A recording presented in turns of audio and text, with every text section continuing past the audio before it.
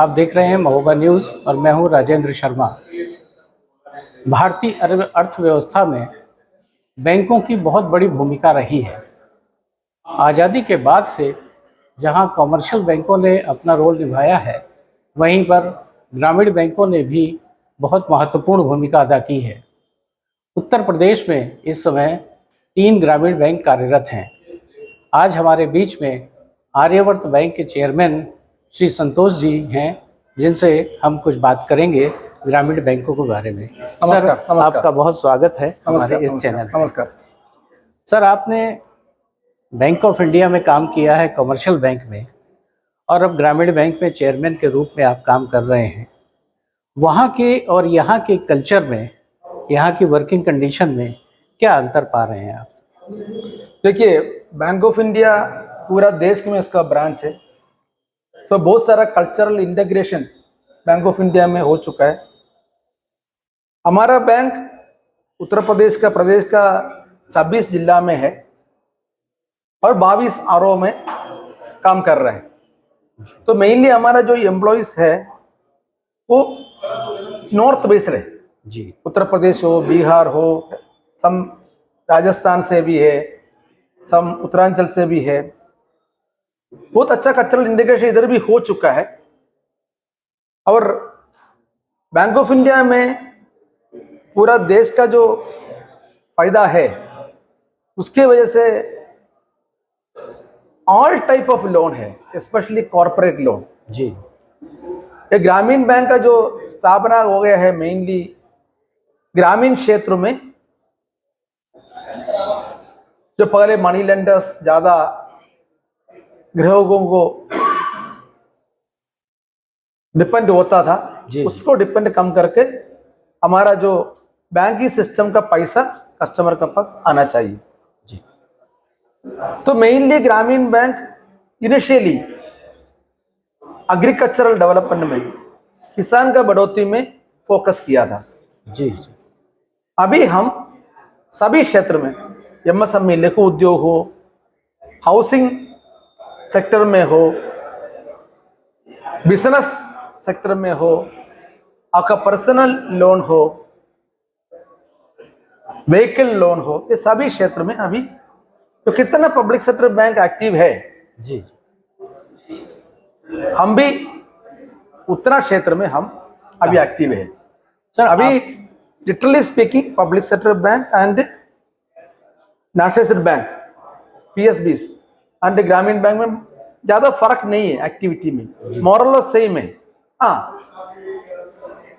National bank बहुत बड़ा है, हम थोड़ा छोटा है, इतना ही फर्क है। अदरवाइज सभी सेक्टर में हम लोग अभी बहुत अच्छा काम कर रहे हैं। बिजनेस की दृष्टि से आपका और बैंक ऑफ बड़ौदा का जो ग्रामीण बैंक है, उसमें बैंक ऑफ इंडिया का जी, हाँ, अच्छा नहीं, उत्तर प्रदेश में, अच्छा, बड़ौदा यूपी ग्रामीण बैंक, बड़ौदा यूपी ग्रामीण बैंक, और आप में बिजनेस में नेक टू नेक ऊपर नीचे चलता है। हाँ। तो हम लोग बिजनेस में इस मार्च में कहाँ तक जा रहे हैं? मेरा मुताबिक से बिजनेस में हम 58,000 करोड़, 58,000 से 60,000 करोड़ तक पहुंचने को उम्मीद है जी। ये 26 जिला में है। मेरा 1367 ब्रांचेस है।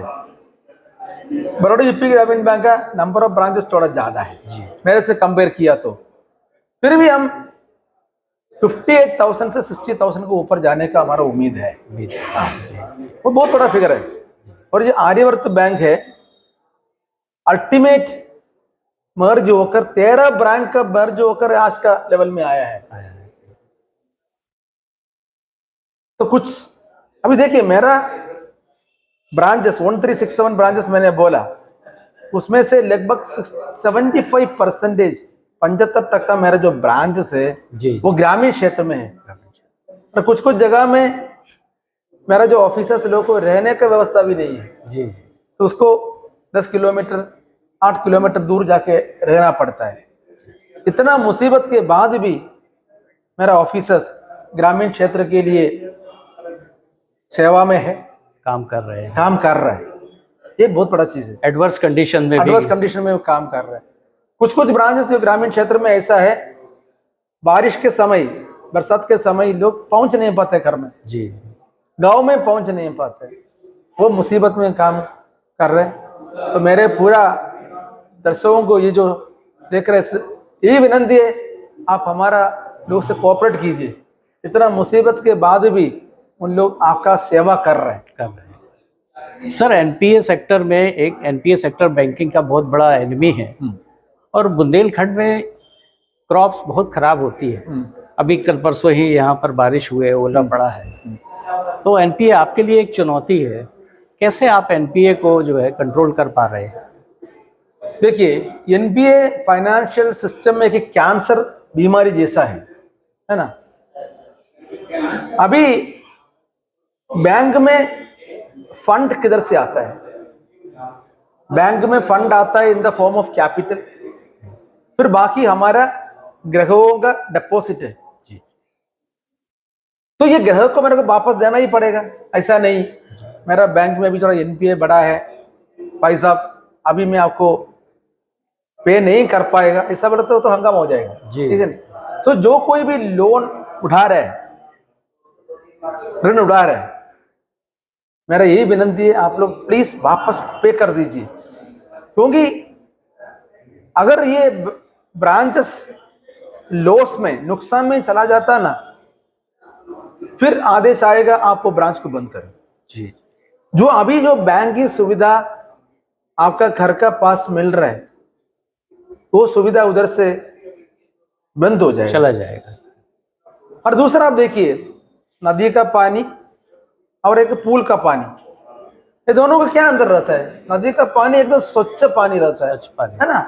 पूल का पानी थोड़ा ये होने से उसमें फिर मच्छर आते हैं, मॉस्किटो आकर अंदर निकाल देते हैं, उसमें से वो दूसरा मॉस्किटो बनता है, थोड़ा पोल्यूट हो जाता है।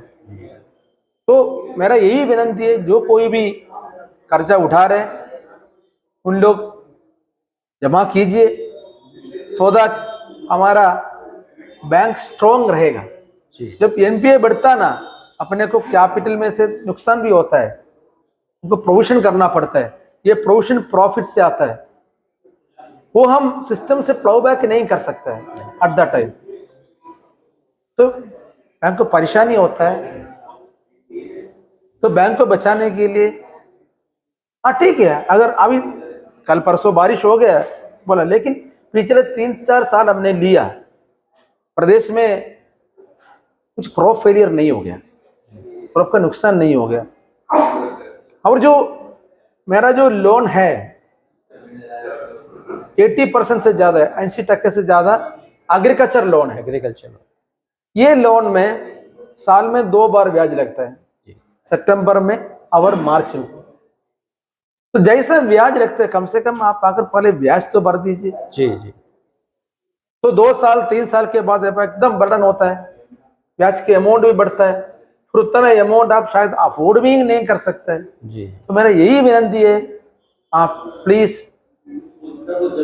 टाइम पर ब्याज जमा कीजिए, उसके बाद साल में उसको रोल ओवर कर दीजिए, रिन्यू कर दीजिए, सो दैट नदी का पानी जैसा सिस्टम एकदम आता रहेगा, फ्रेश रहेगा, सिस्टम स्वच्छ रहेगा।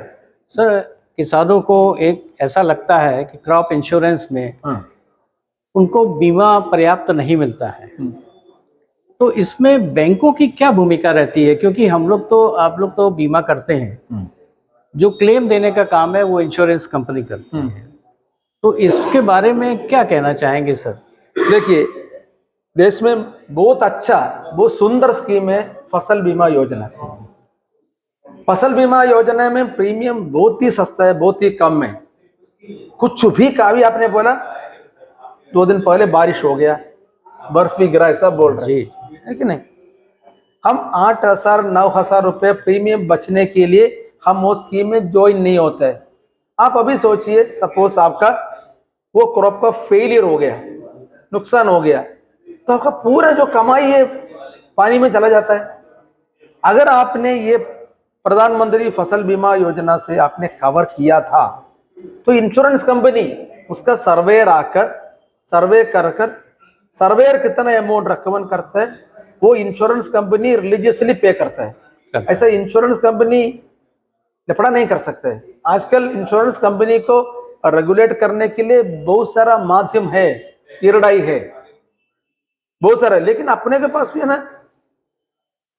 बीमा प्रीमियम पे करना, उसके बाद बैंक, ये जो मैंने प्राइम मिनिस्टर फसल बीमा योजना के बारे में, इवन बैंक का अंदर भी बहुत सारा बाकी इंश्योरेंस में टाइप करके रखा है। जी क्रॉप, अपना जो प्रीमियम फॉर स्टैंडिंग क्रॉप, जी, खड़ा हुआ क्रॉप के लिए बीमा पे उसके करता लिए है। भी। फिर सपोज कस्टमर को एक्सीडेंटल डेथ होता है, उसके लिए हमारे पास बीमा है।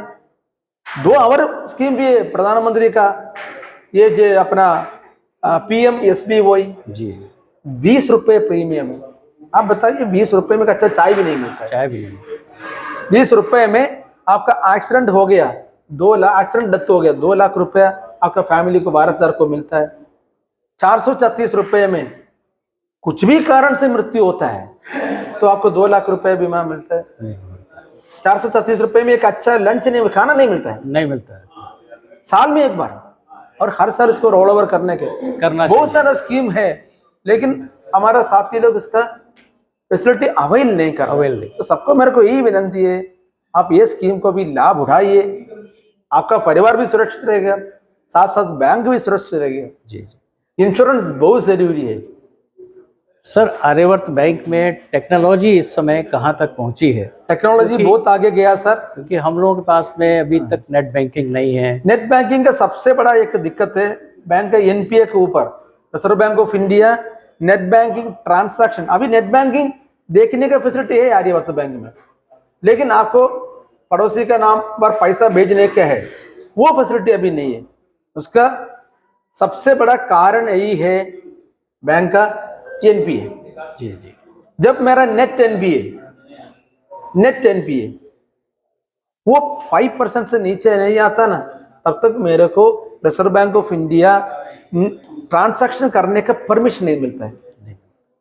इसलिए मैंने पहले बोला NPA के ऊपर बहुत सारा बैंकिंग सुविधा डिपेंडेंट है। सर, NEFT RTGS के अलावा और क्या हम लोगों को इस समय फैसिलिटी मिल रही है कस्टमर्स को? IMPS हमने शुरू कर दिया ना, instant money payment system, mobile banking शुरू कर दिया। Mobile banking. हाँ, देन अपना जो क्या बोलता है, जो स्कैनिंग करके पेमेंट करता है ना आप, UPI शुरू करवाया हमने, स्टार्ट किया। अच्छा अच्छा। जी जी। बहुत सारा फैसिलिटीज है, जी जी। है ना। ये फैसिलिटी अब स्टार्ट हो गया है, स्टार्ट हो गया है। और नेट NPA कम होने पर नेट बैंकिंग नेट बैंकिंग आ जाएगा। सर, ग्रामीण बैंकों का क्या फ्यूचर है? ग्रामीण बैंक का बहुत अच्छा फ्यूचर है। देखिए हमारा देश का पिलर है ग्रामीण क्षेत्र, जी एग्रीकल्चर ग्रोथ। जी। जब जो कोरोना आया था, सभी सेक्टर को छोटा छोटा परेशानी आया था, MSME सेक्टर को, लेकिन एक जो सेक्टर था एग्रीकल्चर सेक्टर, हमने पूरा विश्व को खिलाया। सही है ना। जी जी। हमारा देश ने पूरा विश्व को खिलाया। हमारा वैक्सीन कितना कितना कंट्री में एक्सपोर्ट हो गए। तो ऐसा एग्रीकल्चर हमारा देश का इकोनॉमी का बैकबोन है। क्योंकि RRB के एम्प्लॉयज को वो फैसिलिटी जो कमर्शियल बैंक में है, प्रमोशंस वगैरह की, उतनी फ्रीक्वेंटली नहीं मिल पाती। तो क्या ये अमलगमेशन के बाद में अभी ऑफ लेट, अभी मेरा बैंक का प्रमोशन प्रोसेस चालू है जी, 30 मार्च के अंदर मैं रिजल्ट भी डिक्लेयर करवाऊंगा। प्रमोशन वाला टाइमली होगा, जी आप उसमें डाउट नहीं है। जी जी। लेकिन अगर NPA बहुत ही बढ़ता है, फिर गवर्नमेंट या जो कुछ भी हमारा जो रेगुलेटर्स वगैरह है, कुछ कुछ रेस्ट्रिक्शन इम्पोज करता है, तो मेरा बच्चे का प्रमोशन, मेरा स्टाफ लोगों का प्रमोशन भी ये NPA का आधार के ऊपर डिपेंड है।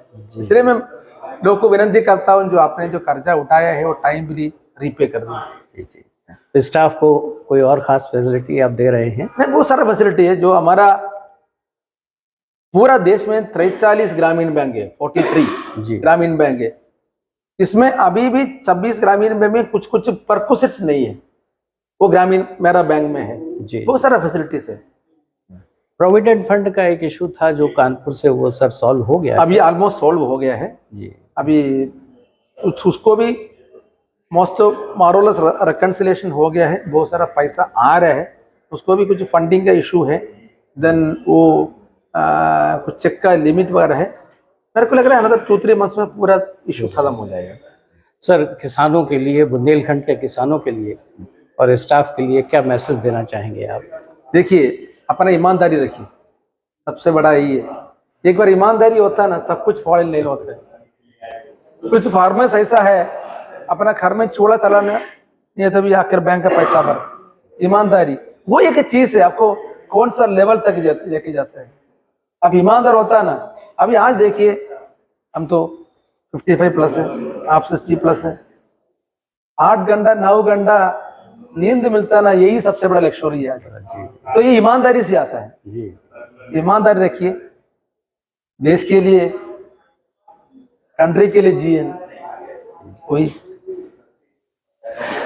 तो दर्शकों, ये थे आर्यावर्त ग्रामीण बैंक के चेयरमैन श्री संतोष जी, जो लगातार मेहनत करके, दौड़ मेहनत करके ग्रामीण बैंकों का बिजनेस और एनपीए को कम करने के लिए लगातार बैठ के कर रहे हैं। सर, आप हमसे बात करने के लिए बहुत धन्यवाद। धन्यवाद, धन्यवाद सर, सबको धन्यवाद। जय हिंद, जय यूपी, जय आर्यावर्त। Thank you.